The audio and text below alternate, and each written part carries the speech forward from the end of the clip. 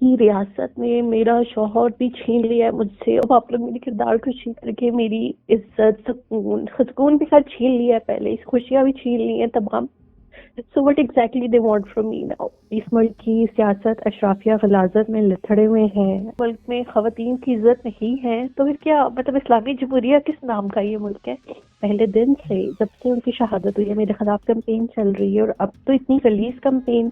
ये चीजें इसीलिए की जा रही हैं कि ऑफ कोर्स मुझे बदनाम किया जाए, मेरे घर वालों को प्रेशराइज किया जाए, ताकि हम चुप हो जाएं और अरशद के लिए, इंसाफ के लिए बात ना करें। कुलीग्स भाग गए, हमारे दोस्त भाग गए, अरशद के वो दोस्त भाग गए जिनके साथ वो खाने खाया करते थे, केक्स काटा करते थे। उन्होंने अरशद का भी कोई साथ नहीं दिया जब अरशद में मुश्किलात थी। अरशद की शहादत पे भी एक दो लाइनें लिखी होंगी, उसके बाद से वो गायब हैं। और क्या उन्हें नहीं पता, क्या मीडिया को नहीं पता, क्या अखबारात को नहीं पता कि मेरे खिलाफ ये मुहिम चल रही है? वो कभी भी नहीं करते। घिनौनी और गंदी किस्म की कैंपेन आपके हवाले से शुरू की गई है, तो आपने वो देखा है? ये किसने शुरू करवाई और ये क्या मामला थे सारे? एक्चुअली आपको पता है कि अरशद मेरे शौहर को 23 को शहीद कर दिया गया था। तो अब मैंने जनवरी से अपनी जो है वो काम की जिम्मेदारियां संभाली और मैं वर्क फ्रॉम होम करती हूँ, यानी कि मैं अपने शौहर की इद्दत, शरई इद्दत पूरी कर रही हूँ। और वैसे भी शहीद की ज़ौजा हूँ, तो इद्दत तो खैर सारी जिंदगी है। तो मैंने क्योंकि अपना थोड़ा बहुत काम शुरू किया है, अपना ओपिनियन देना शुरू किया है दोबारा से, क्योंकि जाहिर सी बात है आपकी रियासत में मेरा शौहर भी छीन लिया है मुझसे। और आपको पता है कि पाकिस्तान में जो घर है वो मर्द चलाते हैं, औरतें नहीं चलाती। तो इसलिए मुझे अपनी सहाफ़ती जिम्मेदारियां भी दोबारा अब जो है निभानी पड़ रही हैं। और इस दौरान मैंने यहाँ तक कि अपने वकला तक से जो मीटिंग्स की हैं वो वीडियो लिंक पे की हैं कि मैं टीवी इंटरव्यूज इतने नहीं दे रही, मैं कहीं जा भी नहीं रही, मैं mostly inside my house and morning for my husband. और उसमें ये कैंपेन चलना ये यही है कि जाहिर सी बात है कि एक तो मैं शौहर के इंसाफ के लिए काम ना कर सकूं, अपना काम ना करूं। और मिस जवारिया, इससे बदतर तो शायद कोई हो नहीं सकता। ये ऐसा महसूस हो रहा है जिस तरह जैसे गिद्ध इंसान का नोच नोच कर गोश्त खाते हैं, ये इस तरह का एक रवैया है। लेकिन ये कौन पॉसिबली कर रहा होगा? ये किसके जहन की ये इख्तरा है और ये क्या करना चाह रहा है इसे? देखिए, इस मुल्क में किसी बड़े छोटे का कोई एहतराम नहीं है। इस मुल्क की सियासत अशराफिया गलाजत में लिथड़े हुए हैं। जब देखो ऑडियो वीडियो लीक सामने आते रहते हैं, एक दूसरे की किरदार कुशी करते रहते हैं। सारी आवाम को तो अपने जैसा ना ये लोग समझे ना, ठीक है। और मैं चूंकि अपने हस्बैंड के लिए बहुत वोकल हूँ, उनके इंसाफ के लिए आवाज उठा रही हूँ, तो शायद मुझे इसलिए जो है वो सर्टेन जमातों और क्वार्टर्स की तरफ से निशाना बनाया जा रहा है। और ये बड़ी अफसोस की बात है कि पहले आपने मेरा शौहर छीन लिया,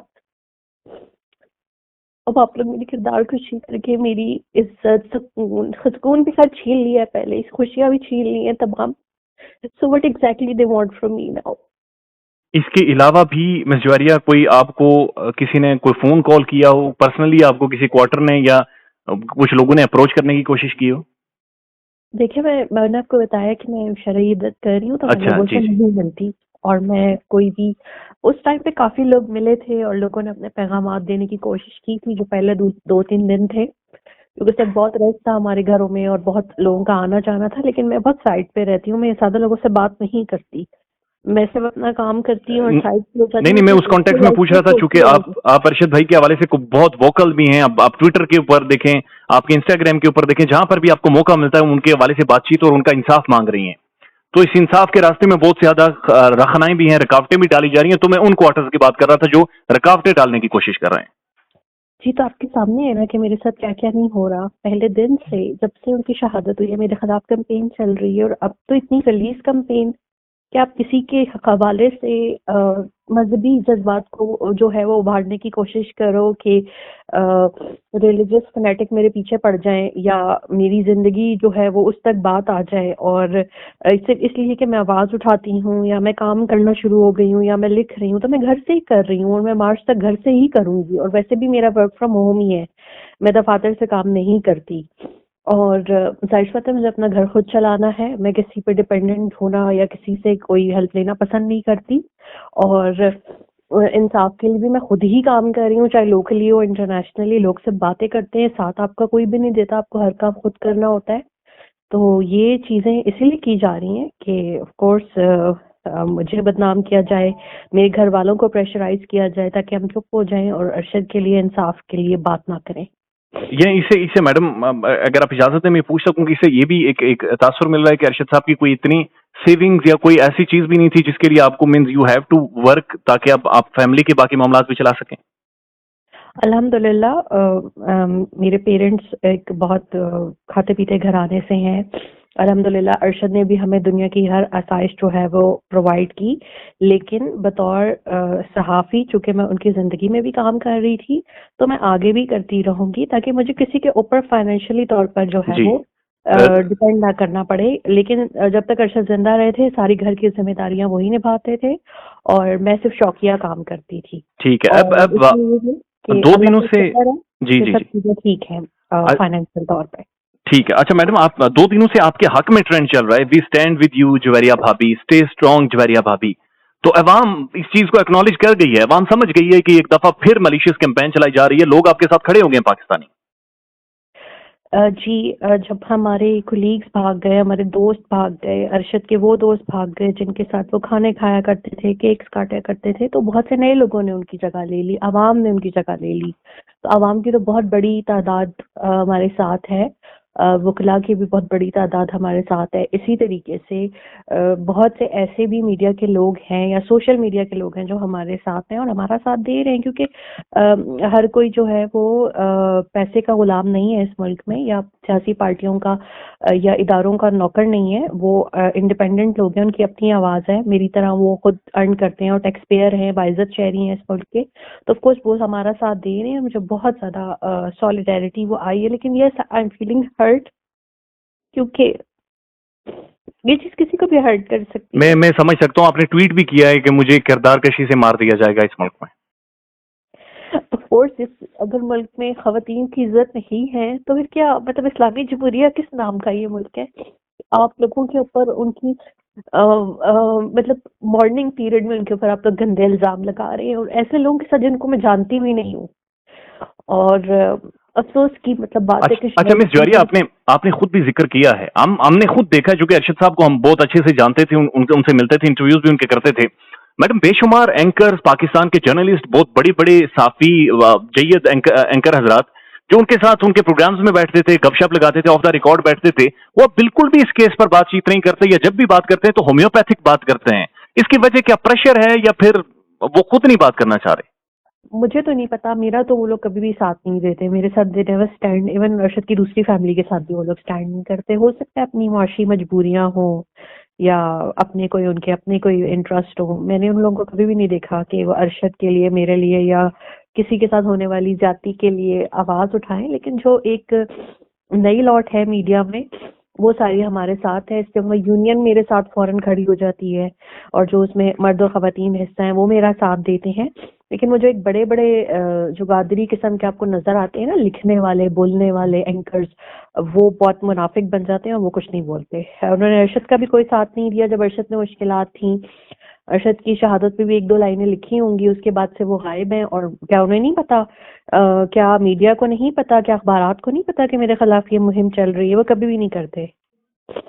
ठीक हो गया। अच्छा मैडम, ये भी एक खबर रिपोर्ट हो रही है कि अरशद साहब का कुछ सामान केन्या से वापस आया है।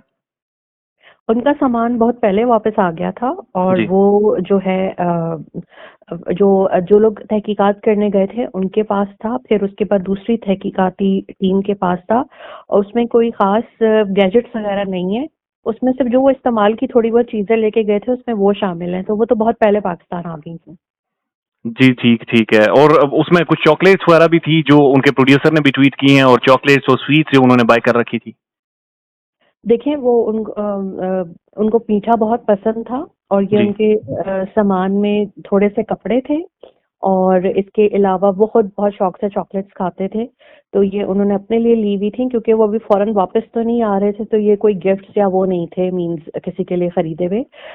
ये उनके अपने ज़ाती इस्तेमाल की अशिया थी, जिसमें उनकी मेडिसिन थी हार्ट की, इसके अलावा उनकी कुछ चॉकलेट्स थी खाने की, फिर कुछ डायरीज थी, 1-2 किताबें थी और थोड़े बहुत कपड़े थे। सिर्फ वो चीज़ें वापस आई हैं जो कि उनके गैजेट्स या उनका कैश था या उनकी वैल्यूएबल जो चीज़ें थी वो तमाम लापता है।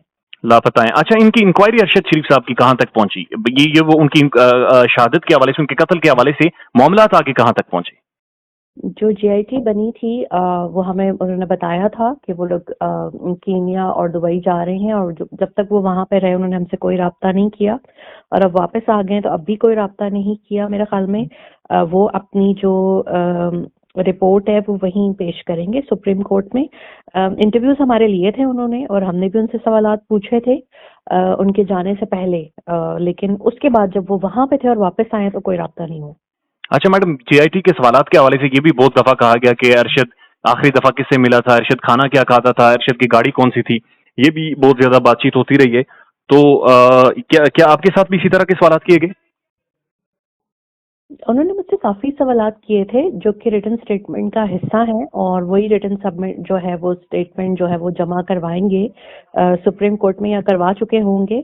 और सब मुख्तलिफ नौयत के सवाल थे जो कि उन्होंने मुझसे पूछा और मैंने उनसे पूछे। जाहिर सी बात है वो इन्फॉर्मेशन चाह रहे थे, और मैं तो हर इदारे के साथ कॉपरेट करने को तैयार हूँ, चाहे वो कीनिया में मुजरिमान को पकड़ने के लिए हो, चाहे वो यहाँ पे जो है मुलजिमान और मुजरिमान को पकड़ने के लिए हो, क्योंकि इन्वेस्टिगेट तो इन्होंने ही करना है। और दूसरी चीज ये है कि मैंने काफी चीजों का उनसे कहा था कि स्पेशली ये कि दुबई में वो कौन शख्स था जिसने उन्हें आके जो है वो वहां से निकलवाया और यहाँ पे भिजवाया, और फिर वहां पर जो है वो उस रात को क्या क्या हुआ, और जो बहुत एक बड़ा क्वेश्चन मार्क है सबके ऊपर, उनके मेजबानों पे, सब पे, जी कि जी, उनको अस्पताल क्यों नहीं लेके जाया गया, बहुत उनको शुक्रिया। अस्पताल लेके जाने के बजाय उधर क्यों ले जी गए फार्म हाउस पे। तो ये चीजें बहुत मैं, और फिर एक जो वहाँ फोटोशूट करवा रही थी हमारी जो सफीर साहिबा हैं, वो इंतहाई बद इखलाक और गैर इखलाकी हरकत थी किसी की मैयत के साथ फोटोशूट कराना। और फिर वो पुलिस वाले कहाँ हैं जिन्होंने ये सारा जो है वो जी प्लान जी, मिस जवारिया, ये वो सवालात हैं जिनके वाकईतन जवाब आने चाहिए।